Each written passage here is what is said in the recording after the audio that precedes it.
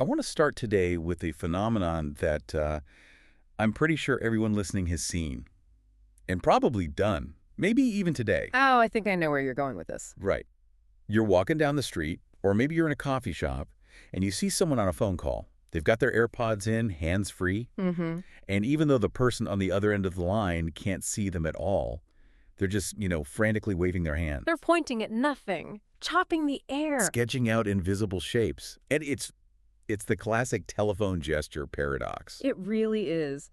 If gesture is just for communication, to help you understand me, why on earth do I do it when you're miles away and I'm, well, staring at a blank wall? Exactly. It suggests that whatever our hands are doing, it's not just about adding flavor to our speech. It's not just a visual aid. It's something deeper. Yes, something much deeper. It's almost like the hands are trying to help the speaker think, not just help the listener hear. And that is exactly what we're exploring today. We are doing a deep dive into a really foundational text by Adam Kendon called The Evolution of Gesture in Western Linguistic Study. And Kendon is a heavy hitter in this field. This isn't just a list of, fun facts about body language. No, not at all. Yeah. He is tracing this massive arc in Western intellectual history. We're looking at how humanity has tried to explain this mysterious connection between, well, the hand and the mouth for the last 2,000 years. And the sources suggest this history is actually a series of pretty dramatic shifts. We go from thinking of gesture as a weapon for lawyers, to win cases, To a mystical, universal language that could save humanity. then to a cultural habit, and finally to a window into the actual cognitive architecture of the brain. It's a journey from the outside, how do I look to you, to the inside, how do I even construct a thought? Okay, but before we start the timeline, we need to set the boundaries. Because gesture is a slippery word. It really is. If I burn my hand on a hot stove and I shake it in pain, is that a gesture? In Kendon's definition, no, that's a physiological reaction. For our purposes here, gesture is defined broadly, but with specific criteria. Okay. It refers to visible bodily actions that are used to express thoughts or feelings. So there has to be some intent to communicate or express an idea. So it includes I'm talking on the phone, hand waving, Yeah. it includes pointing, and it also includes fully formed sign languages like ASL. Right, but it excludes things like blushing, shivering, crying, or, those little involuntary tics you might have when you're nervous. We are interested in the movements that run parallel to or even replace speech, the stuff with meaning. Got it. Okay, so let's wind the clock back, way back. We're starting in classical antiquity. Rome. Mm-hmm. If you were an ambitious Roman citizen, you didn't just worry about what you said. You worried obsessively about what your hands were doing while you said it. This is the great era of oratory. In the Roman world, public speaking was the absolute path to power. If you couldn't hold a crowd in the forum, you were nobody. And they didn't just wing it. They studied rhetoric as a hard science. And a huge part of that science was something called actio, the delivery. Exactly. And the key figure here is Quintilian. 1st century AD, he writes this huge 12-volume textbook, the Institutio Oratoria. And looking at his instructions for the hands, it's incredibly prescriptive. It reminds me less of body language and more of like a technical manual for a pilot. It was that specific. Quintilian didn't want you to just look passionate. He had specific hand configurations for specific rhetorical moves. Like. He describes how to hold the fingers to express a demand or how to hold them to express a promise. He even had a gesture to mark the parts of a logical argument, like a syllogism. Wait, hold on. So he had a hand signal for major premise, then another for minor premise, and then conclusion. Essentially, yes. You would physically map out the structure of your logic right there in the air. The idea was that the gesture was a tool of persuasion and control. If you used the wrong gesture, or if your movement was too wild like a rustic or a foreigner, you lost credibility. It was all about showing that you were a disciplined, educated Roman male. It's so interesting that it was about restraint and coding. But then, of course, Rome collapses. Right. We move into the Middle Ages. And the source material highlights this major pivot. Yeah. We stop caring about persuasion. And start caring about piety. Right. The venue just completely changes. We move from the law court and the Senate to the monastery. And in that medieval Christian worldview, the body was often seen as a source of sin. something that needed to be tamed. So your gesture wasn't about winning an argument anymore. No, it was about revealing the state of your whole. So a good monk moves differently than a bad monk. Precisely. A disciplined soul shows itself through disciplined, minimal movement. But here's the irony, and it's one of my favorite details in the research. Okay. These monasteries often had vows of silence. They weren't allowed to speak for long periods, so naturally they had to communicate somehow. They banned the tongue, so the hands took over. They had to. If you need to say, pass the salt, or the abbot is coming and you can't speak, you need a sign. They developed these really elaborate lists of signs. And I feel a butt coming. A huge but. They never studied these signs as a language. They didn't think, wow, look at this linguistic system we've built. They just saw it as a loophole, a practical necessity to keep the vow of silence while still getting lunch. It's a classic case of missing what's right in front of you. Yeah. They were speaking with their hands but didn't recognize it as speech. It was just a workaround. Exactly. And it would take a few hundred years and the discovery of a new world to change that perspective. Which brings us to the Renaissance and the Age of Exploration. Mm-hmm. Suddenly, Europeans are sailing to the Americas. They're meeting people who speak completely unintelligible languages. And that old biblical problem, the Tower of Babel, it becomes very, very real. The confusion of languages was a major anxiety. But explorers noticed something. Even when they couldn't understand a single word the indigenous people said, they could often trade and negotiate using signs. They could point, they could mime. Which sparks this kind of utopian dream, the universal language. Right. The idea that maybe, just maybe, there is a natural language of the hand that God gave to everyone and we just forgot it. Exactly. The theory was that spoken words are artificial, we make them up, which is why French is different from English.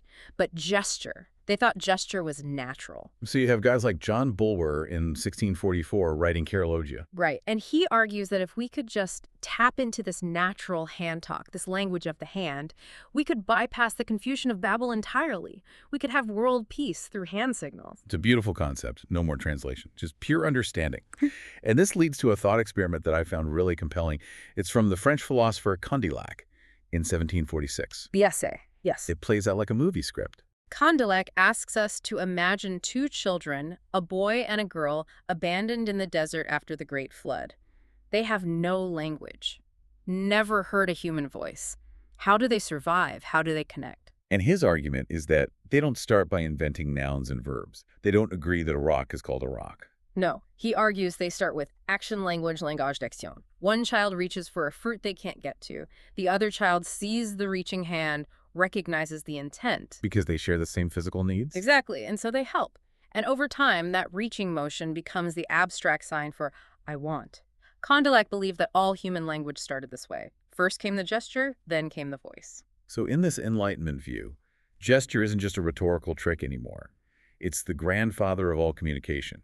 It's the bedrock. It elevated the status of gesture enormously, and it had real-world consequences. This whole intellectual climate is what allowed the Abbé de la Paix in Paris to start formally educating deaf people. Using methodical signs. Right. He proved that you didn't need a voice to have a sophisticated intellect, which was, a truly radical idea at the time. But the dream of the universal language eventually crashes, doesn't it?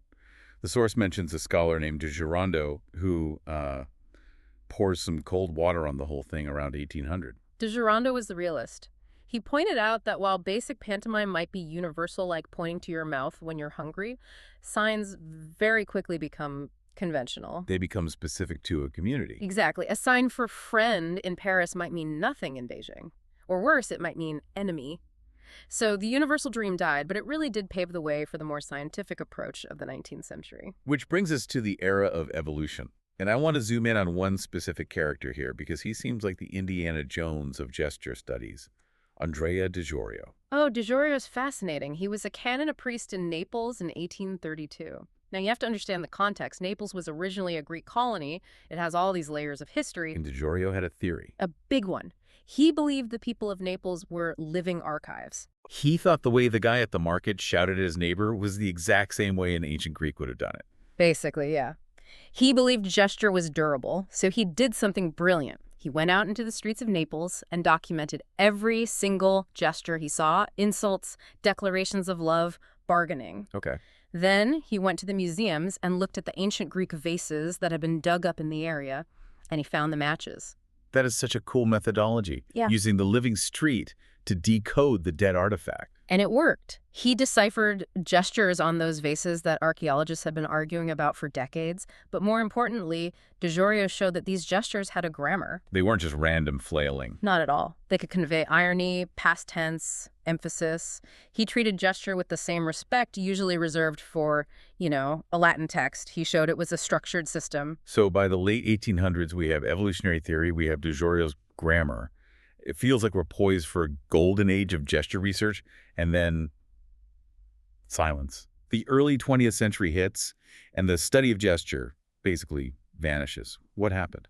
Two massive intellectual waves just crashed down on it. First, in linguistics, you get Ferdinand de Saussure. He focused entirely on language as an abstract system of rules, words, and syntax. He compared language to a game of chess, right? Exactly. It doesn't matter what the pieces are made of, only the rules of movement matter. He just didn't care about the messy physical act of speaking or waving your hands. And then in psychology, you have behaviorism. Right. If you can't measure it in a lab with a rat, it doesn't count. Behaviorists just saw gesture as a secondary nervous discharge. Like, if you're excited, you wave your arms, but it doesn't mean anything. It's just noise. So gesture gets completely ignored.